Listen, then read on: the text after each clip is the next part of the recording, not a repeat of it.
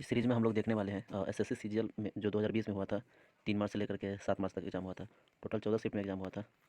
मैं आप लोग को कंप्लीट एनालिसिस देने वाला हूँ। तो ये टोटल 14 वीडियो में आएगा। तो ये उसका पहला वीडियो है, ठीक है। चलिए स्टार्ट करते हैं आज के पहले क्वेश्चन से। ये थर्ड शिफ्ट का या फर्स्ट शिफ्ट है, 3 मार्च का। चलिए आते हैं पहले नंबर क्वेश्चन पे। पहला नंबर क्वेश्चन पूछा गया था कि निम्नलिखित में से किस शब्द का अर्थ पालतू कुत्तों का वैज्ञानिक अध्ययन है। तो देखिए, पहले अध्ययन से संबंधित समझ लीजिए। कहीं भी अगर लॉज लगा हुआ है तो इसका मतलब है कि वो अध्ययन के बारे में बात कर रहा है, ठीक है। तो आपके पास 4 ऑप्शन दिया हुआ है, तो चारों में से एक टिक करना है। तो सबसे पहले कार्पोलॉजी। तो कार्पोलॉजी में हम लोग क्या करते हैं, फल और बीज का अध्ययन करते हैं। ये होता है कार्पोलॉजी। कार्पोलॉजी में फल और बीज का अध्ययन किया जाता है। दूसरा है क्रीमैटिस्टिक।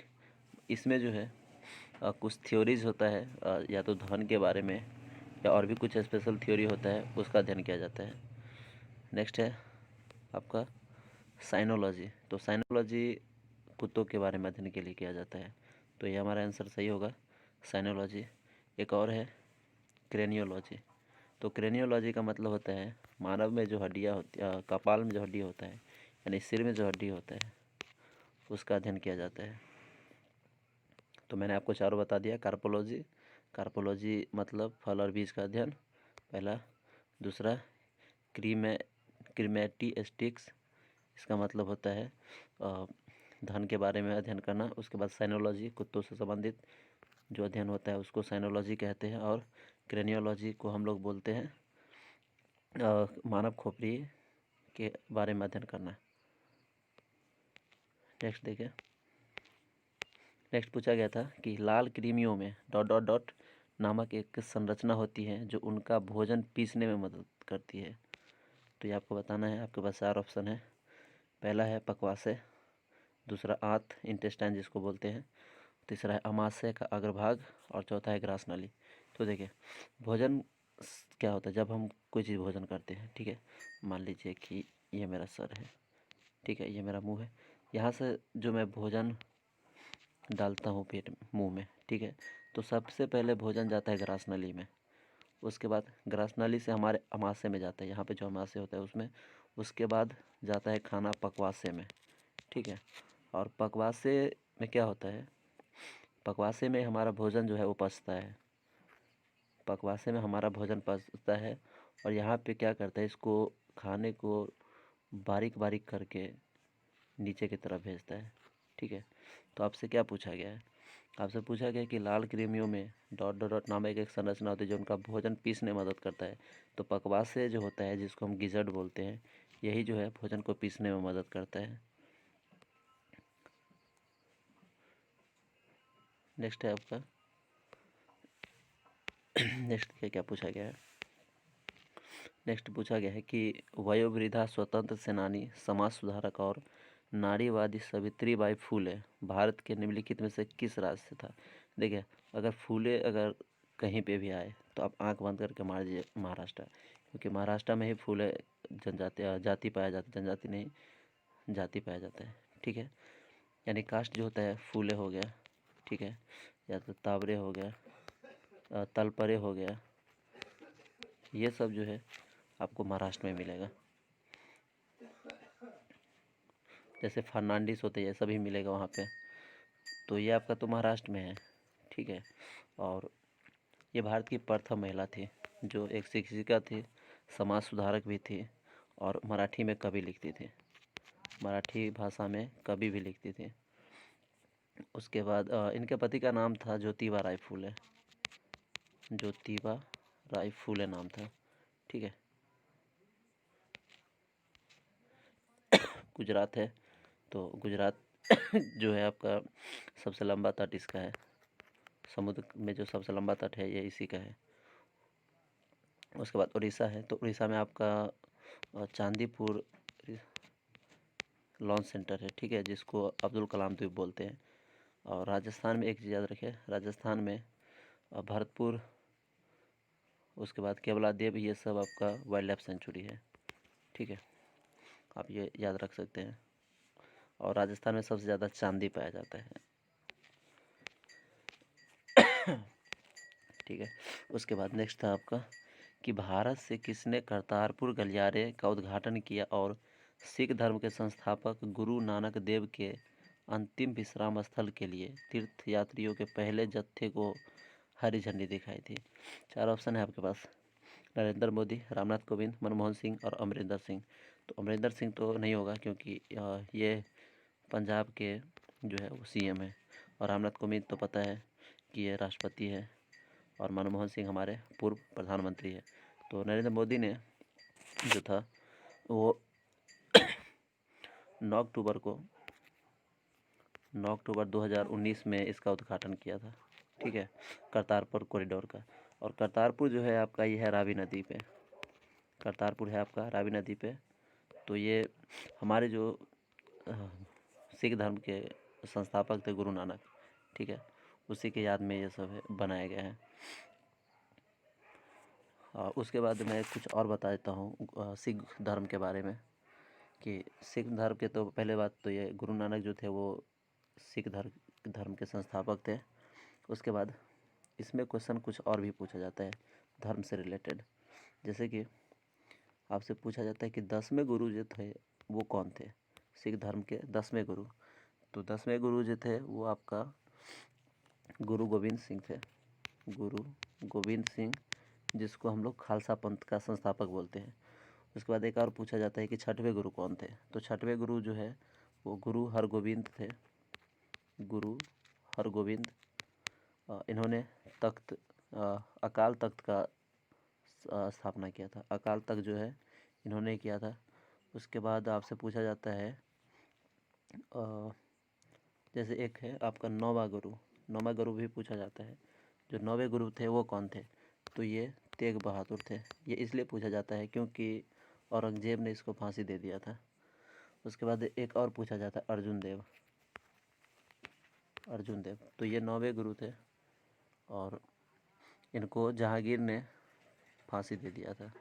ठीक है, और गुरु जो अर्जुन देव थे उसको गुरु ग्रंथ साहिब जो है उसका संकलन किए थे अर्जुन देव ने, गुरु ग्रंथ साहिब जो है उनका संकलन किए थे अर्जुन देव ने। तो आपको इतना याद रखना है इस सबसे। उसके बाद देखते हैं और क्या पूछा है। नेक्स्ट है ठोस कार्बन डाइऑक्साइड का अधिक सामान्य नाम क्या है। तो ऑप्शन देखिए, पारद, क्विकसिल्वर नहीं, ये तो नहीं होगा, पोटास नहीं, इप्सम ये भी नहीं, शुष्क बर्फ हाँ ये होता है। ठोस कार्बन डाइऑक्साइड को हम लोग शुष्क बर्फ ही बोलते हैं। ठीक है, और इसका यूज जो होता है वो शीतलन, और शीतलन का जो एजेंट है, शीतलन एजेंट जो होता है उसके रूप में किया जाता है। नेक्स्ट देखिए कौन सा है। नेक्स्ट है निम्नलिखित में से कौन सी संस्था भारत में रेपो दर और रिजर्व रेपो दर निर्धारित करती है। तो एक ही है, रिजर्व बैंक ऑफ इंडिया जो है वो रेपो रेट और रिजर्व रेपो रेट को कंट्रोल करता है। देखो रेपो रेट और रिवर्स रेपो रेट क्या होता है। मान लीजिए मैं एक बैंक हूँ, ठीक है, अगर मुझे लोन चाहिए बहुत सारा तो मैं किसके पास जाऊँगा, रिजर्व बैंक के पास। रिजर्व बैंक मुझे जो लोन देगा उस पे जो रेट लेगा, ठीक है, कुछ तो रेट रखेगा ना कि भाई 7 रुपये या 8 रुपये जो भी है उसका, तो वो जो अगर मुझे दे रहे हैं तो हो गया रेपो रेट, यानी रिजर्व बैंक ने मुझे कोई भी चीज़ रेपो रेट पे दिया। ठीक है, उसके बाद अगर मैं ही कोई बैंक हूँ, मान लीजिए मैं कोटक बैंक हूँ, एबीसी कुछ भी मान लीजिए मैं कोई बैंक हो, अगर गवर्नमेंट को तत्काल के लिए यानी आरबीआई को तत्काल के लिए अगर चाहिए मुझसे ही लोन या पैसे कुछ टाइम के लिए चाहिए तो उसको बोला जाता है रिवर्स रेपो रेट। ठीक है, 2 चीज़ आपको याद रखना है। उसके बाद ऑप्शन डी, भारत के नियंत्रक एवं महालेखा परीक्षक, ये भी बहुत इंपॉर्टेंट है, आप इसको भी याद रखिए। मैं इसके बारे में कुछ बता देता हूँ। जैसे कि आप अगर संविधान का भाग 5 अगर निकालेंगे, ठीक है, तो इसमें आर्टिकल 148 से लेकर के 151 तक इसके बारे में बताया गया है। भारत के संविधान के 5वें भाग में 148 आर्टिकल से लेकर के 151 तक भारत के नियंत्रक और महालेखा परीक्षक के बारे में बताया गया है। ठीक है, और भारत के नियंत्रक और महालेखा परीक्षक जो होता है उसके लिए एज कितना होना चाहिए, तो इसके लिए एज होना चाहिए आपका कम से कम यानी टेन्योर जो होता है वो कितना होता है, या तो 6 साल होना चाहिए या 65 साल होना चाहिए, दोनों में से एक होना चाहिए। उसके बाद और देखते हैं आगे क्या है। भारत के ये नियंत्रक महालेखा परीक्षक को CAG भी बोला जाता है, कैग। नेक्स्ट देखिए, नेक्स्ट है विजयनगर की राजधानी प्राचीन हम्पी के खंडहर किस वर्तमान भारतीय राज्य में स्थित है। तो आपको बताना है विजयनगर का जो राजधानी है हम्पी वो कहाँ पे, तो हम्पी है कर्नाटका में, ठीक है। और ये विजयनगर साम्राज्य जो थे और जिसका स्थापना हुआ था कब, 1336 में हरिहर और बुक्का ने किया था, ठीक है। तो यह आपसे पूछा गया है कि ये कहाँ पे है। उसके बाद कर्नाटक से कुछ याद रख लीजिए, जैसे कि कर्नाटक में है गोल गुम्बज, और कर्नाटक का राजधानी है आपका बेंगलुरु, और गोल गुम्बज जो है ये आपका बीजापुर में। ये पूछा गया क्वेश्चन SSC में है। नेक्स्ट देखिए, नेक्स्ट है बहुसर्जक भारतीय चित्रकार मकबूल फिदा हुसैन ने अपनी चित्रकलाओं में जीवंत और मुक्त आत्मा का चित्रण करने के लिए निम्नलिखित में से किस पशु का मुख्य रूप से प्रयोग किया था। तो मकबूल फिदा हुसैन जो थे ये खास करके घोड़ों का चित्रण किया करते थे। नेक्स्ट है आपका, अरब दुनिया के सबसे लंबे समय तक शासन करने वाले और शांति कूटनीति के लिए ख्याति प्राप्त डॉट डॉट डॉट के सुल्तान कबूस बिन सईद का हाल ही में निधन हो गया।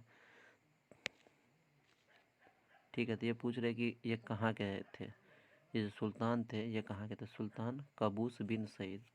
तो आपको बताना है, ऑप्शन देखते हैं क्या सब है। ऑप्शन में आपका अबू धाबी, उसके बाद है कुवैत, फिर दुबई है, फिर ओमान है। तो देखिए ये जो थे आपका क्या नाम है इसका, सुल्तान कबूस बिन सईद, ये आपके रहने वाले थे ओमान के, ठीक है। और ओमान का जो राजधानी है वो है मस्कट। एक और राजधानी याद रखिए, बहरीन, ये भी पूछा गया है इसलिए मैं बता रहा हूँ। बहरीन का राजधानी जो है वो है मनामा। मनामा जो है ये बहरीन का राजधानी है, और इसका मुद्रा जो है बहराइन दिनार इसको बोला जाता है, आपको ये याद रखना है, ठीक है। और दुबई में IPL हो रहा है, आपको पता है। नेक्स्ट, उस भौतिक वैज्ञानिक का नाम बताया जिसे न्यूट्रॉन की खोज का श्रेय दिया जाता है। 1932 की इस खोज के कारण उन्हें नोबेल पुरस्कार मिला था। तो कौन कौन है, 4 ऑप्शन है, JM Fleming, Max Planck, Enrico Fermi, James Chadwick. तो एक ही है, जेम्स चैडविक। वैसे पता है कि आपको कि कोई भी अगर परमाणु होता है तो उसमें एक न्यूट्रॉन होता है, एक प्रोटॉन होता है, और इलेक्ट्रॉन उसके चारों ओर चक्कर लगाते हैं। तो हमसे क्या पूछा, न्यूट्रॉन, तो न्यूट्रॉन का खोज जेम्स चैडविक ने किया था। और इलेक्ट्रॉन का अगर पूछे तो इलेक्ट्रॉन का खोज किया था जे थॉमसन ने, जे थॉमसन ने किया था। और प्रोटॉन का गोल्डस्टीन ने किया था। प्रोटॉन का किया था गोल्डस्टीन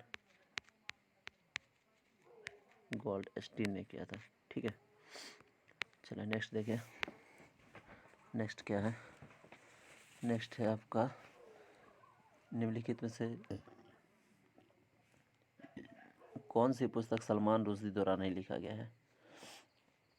तो देखिए एक ही मुझे अलग लग रहा है जो है an area of darkness. An area of darkness जो है ये शशि थरूर का लिखा हुआ बुक है, ठीक है। बाद बाकी मिडनाइट चिल्ड्रन, सेम, उसके बाद और है आपका द सैटेनिक वर्सेज, ये सब किसने लिखा है, ये सब लिखा है सलमान रुश्दी ने। एक हाल ही फिलहाल में सलमान रुश्दी का एक बुक आया है जिसका नाम है किसोट। ये एग्ज़ाम में आएगा है, अगर NTPC एग्ज़ाम हो या ग्रुप D एग्ज़ाम हो या SSC का कोई भी एग्ज़ाम हो, इसमें ये क्वेश्चन ज़रूर आएंगे, ठीक है। और मैं बताता हूँ कि कुछ बुक का नाम जो हाल फिलहाल में अभी बुक जो आए हुए हैं मैं उसके बारे में बताता हूँ जो एग्ज़ाम में फिक्स है कि वो आएगा है। जैसे कि पहला क्वेश्चन है ए बर्निंग। अब बर्निंग ये लिखा है आपका मेघा मजुमदार ने, ये आएगा है क्वेश्चन, ठीक है। मेघा मजुमदार। उसके बाद नेक्स्ट है आपका एक और रखिए याद, जैसे द इकाबॉग। द इकाबॉग ये लिखा है J.K. रोलिंग ने। J.K. रोलिंग ने लिखा है, ये भी याद रखना है, बहुत ही इम्पोर्टेंट बुक है। उसके बाद ए सॉन्ग ऑफ इंडिया एक है, और सॉन्ग ऑफ इंडिया, तो इसको लिखा है रस्किन बॉन्ड ने। ए सॉन्ग ऑफ इंडिया को रस्किन बॉन्ड ने लिखा है। उसके बाद हमारे पूर्व गवर्नर जो है RBI के, उनका नाम है उर्जित पटेल। उन्होंने एक बुक लिखा है अभी, वो है ओवरड्राफ्ट। ओवरड्राफ्ट ये भी आएगा एग्ज़ाम में। उसके बाद करम योद्धा के बारे में ये आएगा, एक करम योद्धा बुक है, नरेंद्र मोदी के जीवनी पे लिखा गया है। तो ये आपसे पूछा जा सकता है कि इसका विमोचन किसने किया था। तो इसका विमोचन किया था अमित शाह ने। अमित शाह ने इसका विमोचन किया था। उसके बाद दो बुक और याद रखें, जैसे एक है बीइंग गांधी। बीइंग गांधी, इनको लिखा है पारो आनंद ने। पारो आनंद ने लिखा है। और एक और बुक है जो कि है becoming. Becoming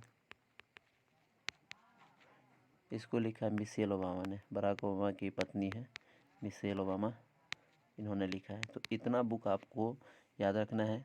a burning Megha Majumdar, उसके बाद द इकाबॉग J.K. रोलिंग, और a song of India Ruskin bond. उसके बाद मैंने बताया ओवरड्राफ्ट जो उर्जित पटेल ने लिखा है, और बीइंग गांधी पारो आनंद ने लिखा है, और उसके बाद बिकमिंग ये लिखा है मिशेल ओबामा ने। ये एग्ज़ाम में आएंगे, किस जो भी एग्ज़ाम अब होने वाले हैं उसमें ज़रूर आएंगे। नेक्स्ट है पर्यटक स्थल अरकू घाटू दक्षिण भारत के निम्नलिखित में किस शहर में स्थित है। तो अरकू घाटू आपको बताना है कि ये कहाँ पे है। तो कितना ऑप्शन है हमारे पास, 4 ऑप्शन दिया हुआ है। तो आपको बताना है अरकू घाटी जो है ये कहाँ पे है। तो अरकू घाटी है आपका आंध्र प्रदेश में, ठीक है। और यहाँ पे जो है ये किसके लिए फेमस है, अरकू घाटी में सबसे ज़्यादा कॉफ़ी पाया जाता है, ठीक है। तो इसलिए फेमस है अरकू घाटी आंध्र प्रदेश में। और आंध्र प्रदेश का जो है 3 कैपिटल है, जैसे कि एक अमरावती, विशाखापट्टनम और कुर्नूल, 3 है इसका कैपिटल। और यहाँ के जो आंध्र प्रदेश के जो राज्यपाल हैं उसका नाम है विश्वभूषण हरिचंद्र। विश्वभूषण हरिचंद्र। और यहाँ के CM जो है YS जगन मोहन रेड्डी है। और यहाँ का भाषा है आंध्र प्रदेश का तेलुगु। उसके बाद आंध्र प्रदेश का टोटल अगर पॉपुलेशन का बात करें तो यह है आपका 4,94,00,000, इतना याद रखना है आपको। नेक्स्ट है आपका निम्नलिखित में से किस खेल के लिए द्रोणावली हरिका को प्रतिष्ठित पद्म श्री पुरस्कार से सम्मानित किया गया था। तो द्रोणावली हरिका जो है ये किसके लिए फेमस है। तो ये शतरंज खेलती है। और शतरंज से संबंधित में 2-4 जैसे बहुत अच्छे खिलाड़ी है शतरंज खेलने वाले, जिसमें एक आपका है विश्वनाथ आनंद। उसके बाद एक है डी गुकेश करके, बहुत ही छोटा बच्चा है और 14-15 साल का ही है, लेकिन बहुत अच्छा शतरंज खेलते हैं। उसके बाद वर्ल्ड चैम्पियन नॉर्वे के कार्लसन नाम है उसका, ठीक है, आपको ये याद रखना है। और अभी हाल फिलहाल में जो वर्ल्ड चैम्पियन बना है वो है आपका नया जो शतरंज चैम्पियन बने हैं वर्ल्ड चैम्पियन, उसका नाम है आपको तिमोर रजबोव, ठीक है। तिमोर रजबोव है, ये है अजरबैजान के, ठीक है। और अजरबैजान का राजधानी है बाकू। नेक्स्ट देखिए,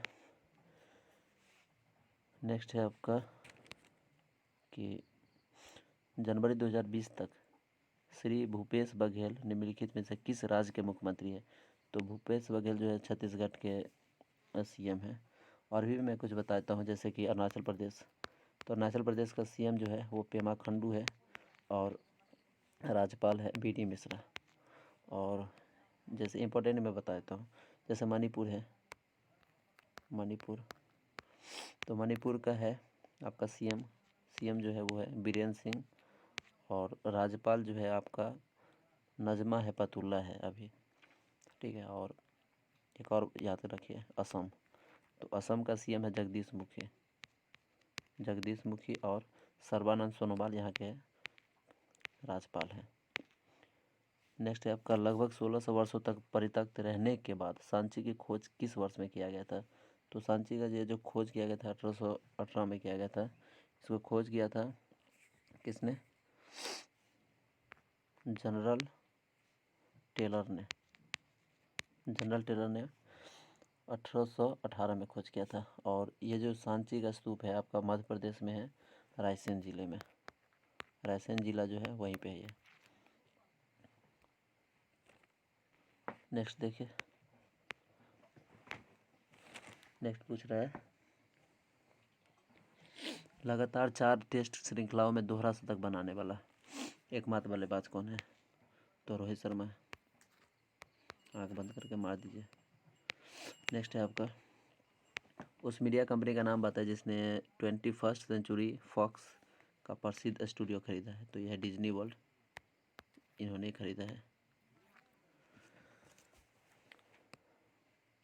नेक्स्ट है आपका, सर थॉमस रॉ को इंग्लैंड के किंग जेम्स प्रथम के आधिकारिक राजदूत के रूप में किस मुगल सम्राट के दरबार में आया था? तो आपको ये बताना है, थॉमस रॉ जो आया था वो किसके दरबार में आया था? तो यह आया था आपका जहांगीर के दरबार में, जहांगीर के दरबार में आया था। कब आया था? 1615 में, ठीक है। इसको भेजा था जेम्स प्रथम जो थे सम्राट, उन्होंने भेजा था। उसके बाद नेक्स्ट है, देखिए, नेक्स्ट है, जीएसटी परिषद द्वारा लॉटरी पुरस्कारों के लिए निर्धारित की गई समान जीएसटी दर क्या है? तो ये है आपका 28%। जितने भी लग्जरी सामान होते हैं, ठीक है, उस पर सबसे ज़्यादा टैक्स लगता है, सबसे ज़्यादा जीएसटी लगता है, जैसे 28% 32%। तो ये सब है लग्जरी चीज़ के लिए, जैसे आप BMW कार ले लीजिए, मर्सिडीज ले लीजिए, ठीक है, ये सब लग्जरी के कैटेगरी में आता है। नेक्स्ट है आपका, कोलथुनाडु, वल्लुवनाड और थेक्कुमकुर भारत के किस राज्य में प्राचीन काल के अल्पकालिक राज्य थे? तो आपको बताना है। तो ये है आपका केरला में। और केरला से याद रखिए, केरला में एक वनम कली करके बोट रेस होता है। उसके बाद केरला का कथक नृत्य है, कथक नहीं, कथकली है, कथक तो उत्तर भारत का है। उसके बाद यहाँ पे एक मार्शल आर्ट होता है जिसको कलारू पैटू बोला जाता है, ये एग्जाम में आया हुआ था सीजीएल में। उसके बाद केरला में है आपका पेरियार नदी, ये भी याद रखना है, और एक वाइल्ड लाइफ सेंचुरी भी है पेरियार करके। नेक्स्ट है आपका, निम्नलिखित में से कौन सी हड्डी मानव कान का भाग नहीं है? तो मानव शरीर में जो होता है, कान में तीन हड्डी पाया जाता है, जैसे एक मैलियस, इनकस और एनविल, ठीक है। तो उसमें से आपका उर्वस्थि जो है ये नहीं होता है। देखिए, रकाब को आपको बोला जाता है मैलियस, इनकस को कप्कुद बोला जाता है, और स्थून जो होता है इसको एनविल बोला जाता है। तो एक ही ऑप्शन बचता है कि उर्वस्थि जो होता है वो नहीं होता है। नेक्स्ट है आपका, फरवरी 2020 की स्थिति के अनुसार श्रीलंका के राष्ट्रपति कौन है? तो 2020 में पूछ रहा है आपसे। तो देखिए, 2020 का अगर पूछे, फरवरी का पूछ रहा है ना, फरवरी का पूछ रहा है क्योंकि चुनाव बाद में हुआ था।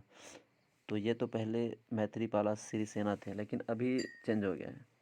अभी जो श्रीलंका के प्रधानमंत्री है वो है आपका महिंद्रा राजपक्ष है, ठीक है। और राष्ट्रपति जो है वो है गोटबाया राजपक्ष है, जो देखिए ऑप्शन में भी दिया हुआ है। देखिए यहाँ पे ये आंसर नहीं होगा, आंसर तो पहला ही होगा, ये वाला मैत्रीपाला सिरिसेना। अभी का मैं बात कर रहा हूँ, श्रीलंका का जो प्रधानमंत्री है वो है महिंद्रा राजपक्षे। ठीक है, नेक्स्ट कौन सा है देखते हैं। विश्व खाद्य कार्यक्रम संयुक्त राष्ट्र की खाद्य सहायता शाखा है, इसका मुख्यालय कहाँ पे है ये आपको बताना है। तो इसका मुख्यालय है, विश्व खाद्य कार्यक्रम का मुख्यालय कहाँ पे है, रोम में है। ठीक है, और यहाँ पे WTO का है न्यूयॉर्क में। तो चलिए आगे देखते हैं। ब्रुसेल्स एक ऑप्शन है यहाँ पे, मुझे कुछ याद आ रहा है, नेटो का हेडक्वार्टर है ब्रुसेल्स में। ठीक है, और पेरिस में यूनेस्को का। नेक्स्ट है आपका, किस अभिनेत्री ने मिशन मंगल फिल्म में प्रमुख महिला की भूमिका निभाई थी, जो मंगल ग्रह पर भारत के पहले मिशन में महिलाओं के योगदान की सच्ची कहानी को नाटकीय रूप से दर्शाती है। तो उसकी जो मेन हीरोइन थी वो कौन थी अभिनेत्री, वो थी विद्या बालन।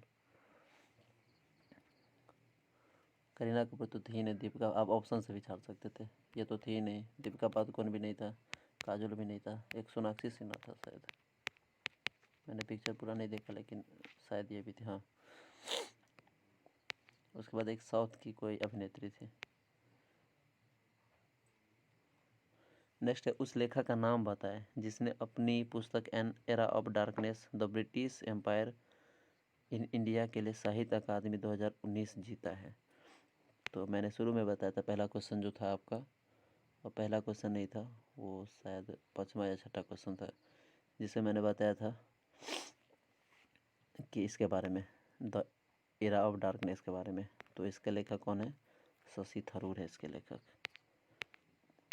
ठीक है, अगर आप लोग NTPC का तैयारी करते हैं तो इसी चैनल पे जो है मैं आपका सीरीज चला रहा हूँ 40 में से 35 का जुगाड़। ठीक है, तो आप इसको देखना जरूर इसको देखें।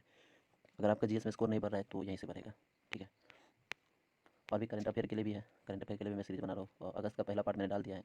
नेक्स्ट एग्जाम मेरे पास अगर टाइम बचता है तो मैं वो भी डाल दूँगा। ठीक है, लास्ट जाते जाते एक आप लोग के लिए कोट है बहुत अच्छा, आप देख लीजिए। अगर कोई आपकी कीमत न समझे तो निराश नहीं होना, क्योंकि कवारी को हीरे की परख नहीं होती। ठीक है, अगर कोई आपको वैल्यू नहीं देता है अभी फ़िलहाल में, ठीक है, क्योंकि जब बंदा बेरोजगार होता है तो उसको कोई नहीं पूछता है। ठीक है, तो अगर कोई कुछ बोल देता है तो निराश होने वाली कोई बात नहीं है, आप अपने आप को प्रूव करिए कि आप क्या है। ठीक है, इसी के साथ तो इस वीडियो को ख़त्म करते हैं। अगला जो दूसरा शिफ्ट है वो मैं आपको बहुत जल्दी देने वाला हूँ। ठीक है, तो वीडियो देखने के लिए बहुत बहुत धन्यवाद।